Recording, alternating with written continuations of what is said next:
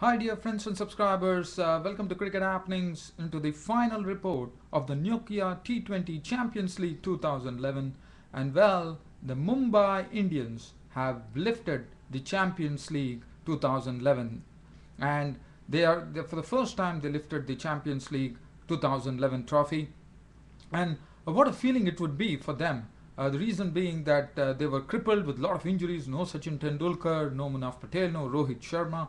But still, Harbhajan Singh has led his boys very well, and today they went off to a 31-run victory in style to win the match. In fact, I'm going to just describe you what exactly happened there at the Chennai Stadium, at the M.A. Chidambaram Stadium, where Mumbai Indians batted first. In fact, they were the ones who actually won the toss and they elected to bat. And it all started with it's a very needless run out there. Kanwar actually first it was a good start with Kanwar actually slamming a six of the bowling of Tilakatne Dilshan over the mid wicket, and but Blizzard was run out, and that was a very needless run out actually. Blizzard was right in running and Kanwar was ball watching, and Blizzard was gone, run out for three. So that was the first ball, three of four balls, and he was gone. Kanwar was joined in by Raidu, and both of them pushed the score on to 24. And then Kanwar himself was gone, well, Dirk Nance actually castled him for 13. So they were two down for 24 at that stage, and after that it was Raidu and Franklin. Now Franklin was the highest scorer with 41 of 29 balls with two fours and two sixes. He played superbly and he held the innings together, and Ambati Raidu, after contributing 22 of 21 balls with 1 4, was a victim of Batkal. So he was gone, and they were 65 for 3 at the 10th over. Surya Kumar Yadav continued to impress, came in and played a very quick innings of 24 of just 17 deliveries, 2 fours and 1 6, and he was run out for 24. So Franklin was still there, but the Franklin's wicket saw the Mumbai innings really tumbling, because from 105 for 4, they were at that stage, and when Franklin fell with the score on 108, when Franklin was run out from an Agarwal Nanos combination for 41 of 29 balls with 2 fours and 2 6, the Mumbai Indians, in fact, they could make only another 31 runs with the balance 6.4 overs, and they succumbed to be 139 all out. Now, it was a procession. Kiran Pollard, Vettori came in and picked up two quick wickets. First, he picked up Kiran Pollard, who was caught in the deep by Kohli of Vettori for 2. Satish perished, caught Agarwal bowled Batkal for 9 of as many balls. Harbhajan Singh was out, just got a close shave the first ball to Vettori, and the second delivery he was gone LBW for a duck. Malinga clattered 2 sixes in a score of 16 of 11 balls, and he was gone. And Abu Ahmed Nacheem was not out on 2. Chahal was a victim of Arvind, 139 all out. So Mumbai Indians actually collapsing, I would say, from 105 for 4 at one stage in the 14th over to be 139 all out. Little would they have realized that this score was a winning score for them finally, because they rolled out the Royal Challengers Bangalore for 108 runs. As far as the bowling figures were concerned, Tilakatne Dilshan today was costly. 4 overs cost him 34 runs. Dirk Nance was good today. Dirk Nance, for the first time in this tournament, really hit the straps and bowled very well. 4 overs, no maiden, 1 for 14, his reward there. Arvind again continued to unimpress everybody. 4 overs, 1 for 33. Daniel Vettori was very tight. 4 overs, no maiden, 2 for 30. Batkal 3 overs, 3 for 21. They had all the wickets there, and Gale 1 over bowled for 6 runs. Royal Challengers Bangalore started off in a very strong fashion with, in fact, Tilakatne Dilshan, the opener, hitting his teammate Lasith Malinga for a 4 of the first ball of the innings. And after that, Tilakatne Dilshan was looking good. Abu Ahmed Nacheem was hit for a few boundaries, and Tilakatne Dilshan was very king. In fact, Gale was a bit watchful against Malinga, and he continued to bide his time. But Gale played one good shot of the bowling of Malinga. That was just a mere push, and it went into the boundary. That was a real cricketing stroke from Gale. But Tilakatne Dilshan, after making 27 of 20 balls with 5 fours, Malinga took him, as Malinga knocked his off stump back for 27. So that was the first wicket to go for Royal Challengers, chasing the total of 139. They lost the first wicket of Dilshan for 27. After that, Gale and Kohli were at the crease, but this time Harbhajan Singh It was a very good piece of bowling. It was in the sixth over that Harbhajan, after in fact, he bowled the sixth over. Harbhajan Singh's captaincy should have been admired. And what was very interesting to see was Harbhajan Singh turned one of the balls absolutely square, and it was really perplexed. Gale would have been perplexed.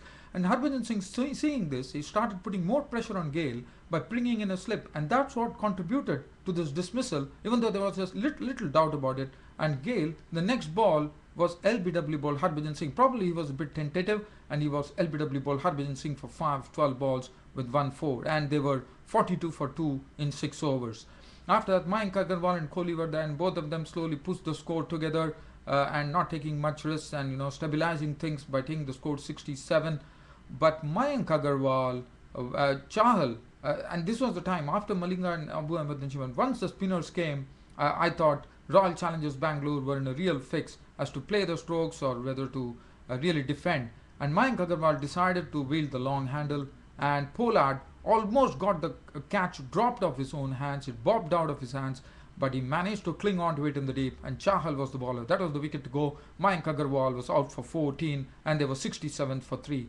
And this was the big wicket that Mumbai Indians wanted, and Harbhajan Singh came in. After Agarwal went, he decided to come in, and probably seeing that Saurabh Tiwari, the left-handed batsman, was in, Harbhajan Singh came in, and he bowled, and Virat Kohli played a very airy stroke, and Blizzard took the catch of the bowling of Harbhajan Singh for 11 of 19 balls with 1-4, and this was the most prized wicket for Mumbai Indians, as they were 73 for 4.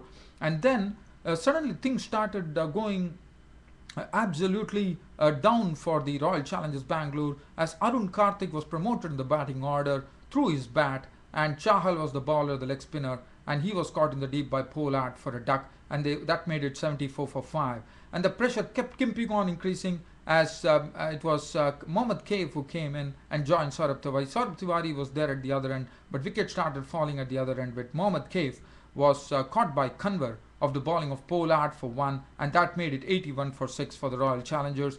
And Daniel Vettori had no other option. He had to really go hard at the ball, because, as I said, runs were not easy to come by, and the only thing that he could do was he had to throw his bat, and in doing so, Daniel Vettori was stumped of the bowling of Raidu, bowled Harbhajan Singh for 1, and the equation became more and more difficult. At end of over 17, Royal Challengers Bangalore were 96 for 7, 44 runs were required from the last 18 balls, and Saurabh Tiwari, after really struggling there, finally Abu Ahmed Najim had his wicket as Tiwari was caught. Harbhajan Singh bowled Ahmed Najim for 17, and that was a good over. The 18th over only yielded 7 runs, and after 2 overs were required, and Mumbai Indians, in fact Royal Challengers, required 37 required from the last 2 overs, and Harbhajan Singh came in, and Harbhajan Singh actually handed the ball over to Malinga, and as you know, Malinga is very difficult to get, and Bhatkal and Arvind couldn't get much more than 4 runs,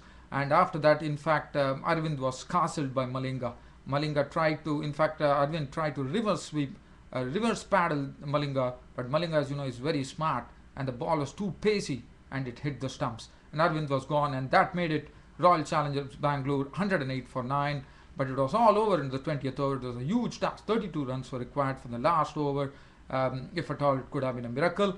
But Bhatkal was the one who was out, who actually hit a high shot into the air. And Satish at long on pouched the catch of the bowling Ahmed Najim. It was all over for the Royal Challengers. The Royal Challenge was over, and Mumbai Indians were the newly crowned champions of Champions League, nokiA T20 Champions League 2011. The man of the match went to Harbhajan Singh for his bowling, and the man of the series went to Lasith Malinga. Now, just talking about the bowling figures there, Lasith Malinga 4 overs 2 for 23, and he bowled splendidly, deserved the man of the series there. Abu Ahmed Najim 3.2 overs no maiden 2 for 26. Harbhajan Singh 4 overs 3 for 20, he got the man of the match. Kiran Pollard 4 overs 1 for 21. Chahal was impressive today, the right arm leg spinner, 3 overs 2 for 9. He didn't give away a few liberties, and Franklin 1 over no maiden none for 4 runs. By the look of things, it was looking, by the way the Royal Challengers were going, and especially when Tilakadin Dilshan was at the crease, and in 4 overs they had already got 38 runs. and it looked like it was really going Royal Challengers' way. But I thought Mumbai Indians have this habit of coming back strongly. They did it in the semi-finals. They once again did it in the final. And what a way to do it. They just came. And I'm very, very happy for Mumbai Indians because basically I hail from Mumbai in India. So that makes me I'm a Mumbaite actually. So it makes me all the more happy that Mumbai Indians actually came in. Even it was an all-Indian final where Mumbai Indians beat the Royal Challengers Bangalore by 31 runs to win the nokiA T20 Champions League 2011 trophy. And real credit to Mumbai Indians for the way they played, crippled, and also let me just praise the fielding effort. The fielding effort of Mumbai Indians was another thing which would have really put pressure on the Royal Challengers, because Kiran Pollard in the field was brilliant, and Satish was also absolutely admirable. The efforts, the attempts they made to take some catches, and the way they stopped the ball, and everything was very good about it. And I think this Mumbai unit has really rallied around very well under the captaincy of Harbhajan Singh. And I also have to say that Harbhajan Singh has led his troops very well. That is what brought the victory. It's not easy to lead a team which is crippled, but Harbhajan Singh has led the team very well. He rallied the unit. He got all the young players were actually inducted into the Mumbai Indians team due to the absence. The youngsters got the opportunity, they cashed in, and everyone played. If you look at Sarul Kanwar, he looks a good talent who likes to hit the ball. And then we had Surya Kumar Yadav coming in and contributing 24. Whatever innings he has played, he has always contributed. And then we have Yogendra Chahal, the leg spinner today, bowling very well. 3 overs for 9 runs. A right-arm leg spinner is something that used to be really talked about. And Royal Challengers Bangalore, as I said, the key was Tilgat Nidilshan, Gale and Kohli, and all these 3 wickets going. After Tilgat Nidilshan gave them a very good start, but after that the wickets started falling, and that really started putting pressure on all the other batsmen and the middle and lower order, and slowly the Royal Challengers Bangalore came to an end. But Royal Challengers Bangalore provided a lot of entertainment in this Champions League 2000, especially with their batsmanship. Gale, Kohli, probably what really caught them off guard is that they have been used to making big scores on batting tracks, and today it was something different. The ball was a bit of turn there. We saw that bit of turn that Harbhajan did, and that's what made it life a bit difficult, because and what was very surprising was there was a harakiri committed as far as Royal Challengers are concerned. They started playing their strokes, even though they could have probably stayed there and just stay put a bit and then tried to accelerate. But probably even though they kept on losing the wickets by hitting catches into the deep. Well, another thing that I would like to talk about this tournament is this tournament has been the most exciting Champions League 2011 which has happened in the Champions League history, because all the matches which have almost gone down to the wire, whatever the matches, there have been very good performances, and I think it has been very exciting for the world of cricket to watch this Champions League 2011. And whenever you get time, go and watch those videos of Champions League 2000. You will really enjoy it. The match has really gone down to the wire at many a times, and that's what cricket is all about. Other than that, well, we are now, the next thing that we have to prepare is going to be England taking on India in the 5 one-day internationals. That will be a very good challenge, because as you know, India were drubbed by England in England, and India would like to take them on and show what they can do on their home turf. So that is another challenge which is coming up. And we also have South Africa and Australia with Australia touring South Africa. So that is going to be another interesting tussle. Well, other than that, Mumbai Indians had to be credited. So congratulations to the Mumbai Indians for winning the newly crowned champions of Champions League 2011. In fact, the first year it was taken by Chennai Super Kings, second year it was taken by the New South Wales Blues, and this time it is the Mumbai Indians. So on this note, I would like to conclude my Cricket Happenings show for today. Thanks for your company and thanks for watching Cricket Happenings. Your host Ram signing off. Thank you.